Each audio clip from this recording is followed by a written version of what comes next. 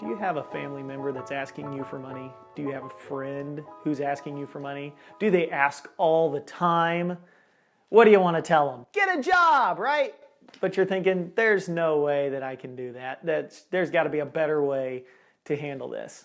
And I think there is. I think there's a better way. But first, we have to look at what the Bible says. And the Bible tells us that we're supposed to give freely to our brothers and sisters in Christ. That means expecting nothing in return. The answer is you got to give it to them, right? At least that's what Christ tells us to do. But how do I get them to stop asking for money?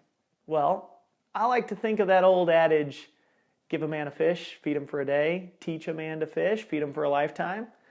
So what if you knew how to make money with your money and you taught this to your friends and your loved ones, the ones who are always asking for money? What if you said, hey, how about I show you how to make lots of it? Or at least how you could have the potential to make a lot of it, right? Show them how to make money in the stock market. And then maybe when they learn to make money with their money, maybe then they'll stop asking you for money. Because then they could ask their money for money. And that's way better. Because it's not as awkward, right? And then also, we have to remember that sometimes it's not just awkward for us. Sometimes it's awkward for them.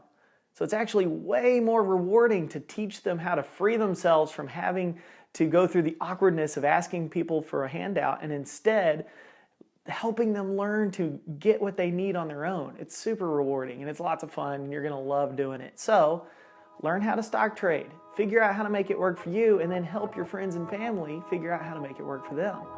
It'll be a lot better that way.